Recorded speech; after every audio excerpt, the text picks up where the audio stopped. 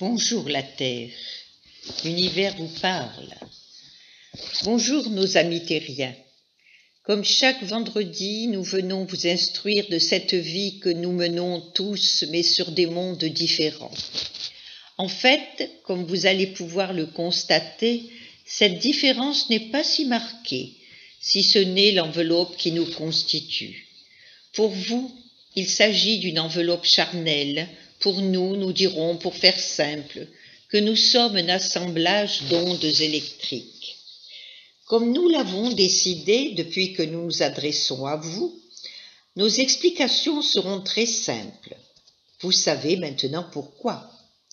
Si nous voulons arriver à rapprocher nos deux mondes, à avoir confiance en l'un et l'autre, beaucoup de choses sont à connaître afin que les hommes s'éloignent de toutes ces croyances qui les divisent. Prenons un exemple tout simple. Vous êtes dans une maternité. Plusieurs enfants sont là, encore pas éveillés à la vie sur Terre et à tous ses tracas. Ces enfants sont noirs, blancs, métis, européens, asiatiques, africains, etc. Pensez-vous une minute qu'ils ont quelque chose à faire ou dire de leurs différences? Non. La seule chose qui importe, c'est vivre. En êtes-vous là, mes chers amis? Êtes-vous prêts à ne plus regarder votre prochain différemment de vous? La voilà la solution. La route qui vous mènera vers la paix. Oui, diront certains, comment voulez-vous qu'on arrive à un si grand intérêt? Nous répondrons tout simplement avec de la volonté et de l'amour. Mais allons vers nos mondes liés et parlons sans faire aucune référence à toutes ces religions. Donc, pas de Dieu, pas d'Allah, pas de Jéhovah, etc., etc. Imaginez tout simplement une grosse bulle d'oxygène. Nous l'appellerons le tout. Cette bulle explose en des milliards et des milliards de minuscules petites bulles. Beaucoup d'entre elles vont atterrir sur Terre, mais pour ce faire, elles ont besoin d'une protection, un petit manteau. La bulle et le manteau seront indissociables, en aucun cas. L'une subsistera sans l'autre. Au bout d'un certain temps, cette petite bulle manquera d'oxygène. Pour rejoindre le tout, elle devra s'alléger en ôtant son manteau. Là, elle se gonflera à nouveau d'oxygène et reprendra le chemin de la Terre. Ainsi se dérouleront les cycles d'une vie éternelle. En somme, il s'agit de deux grands mouvements indissociables, l'inspiration et l'expiration. N'est-ce pas là le mécanisme de la vie, mes amis? Donc, si nous résumons, la petite bulle que nous nommerons l'âme se part d'un manteau appelé le corps humain pour vivre ensemble sur cette terre. Parlons maintenant de la communication de nos deux mondes, car qui dit lié dit aussi échange.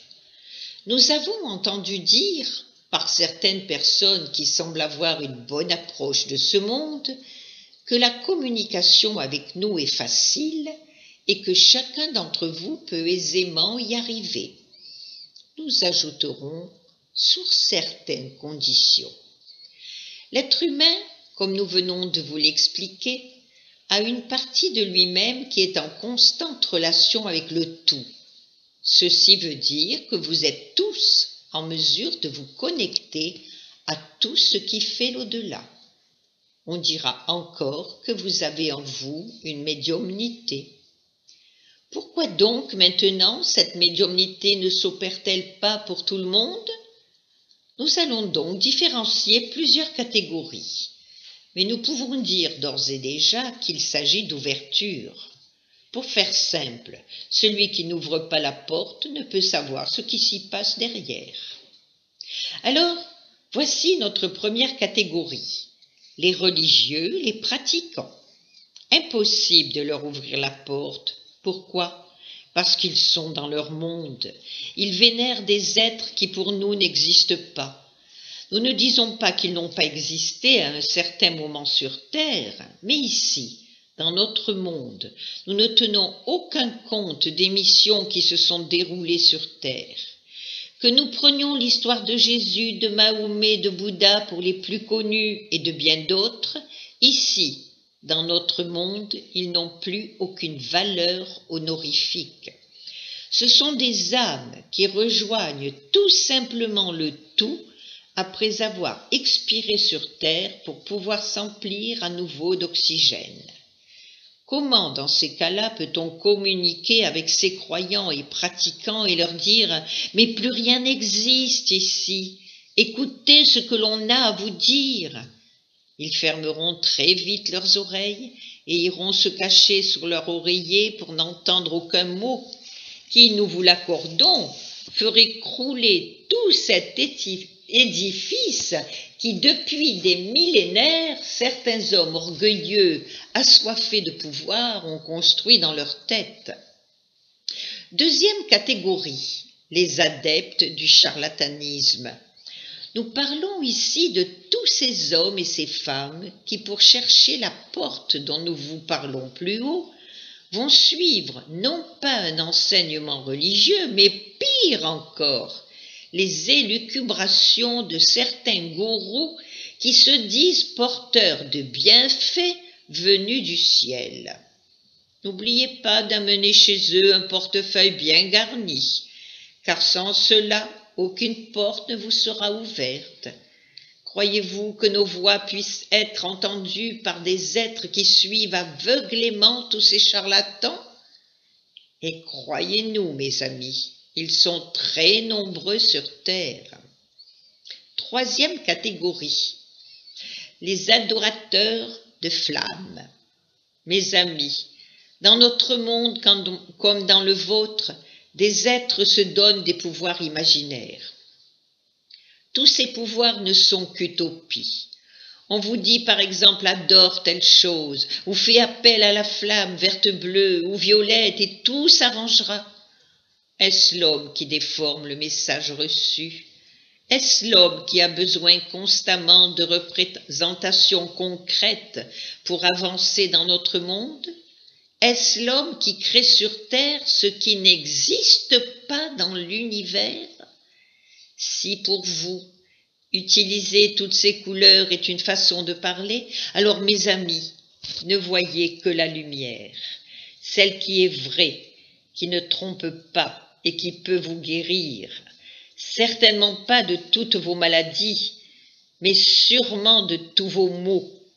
Laissez ces flammes de côté et rapprochez-vous de cette bulle d'oxygène qui n'attend que vous pour briller. Notre enseignement est dépourvu de tout artifice. Nous appelons chaque chose par leur nom. Nous ne voulons pas vous jeter de la poudre aux yeux, car vos yeux sont déjà emplis de poussière. Notre monde est parallèle au vôtre. On y trouve toutes sortes d'êtres exactement comme sur Terre. Si nous voulons arriver à cette paix qui nous tient à cœur, nous devons faire un grand travail de déblayage, dirons-nous, et ramener toutes vos croyances à des choses beaucoup plus simples. Nous sommes tous des éclats de lumière et nous devons tous, pour la faire briller, vivre dans l'amour. Tout le reste, mes amis, n'est que décor d'une grande pièce de théâtre que des millions de metteurs en scène vous font jouer. Merci, mes amis, pour votre écoute. Merci pour votre patience. Nous avons besoin de vous pour faire avancer nos mondes dans la joie, le bonheur et la paix. La semaine prochaine, vendredi, notre prochain volet aura comme sujet l'esprit et l'être humain. N'oubliez pas, mes amis, nous vous enseignons pour que la paix vienne sur terre. À bientôt, mes amis.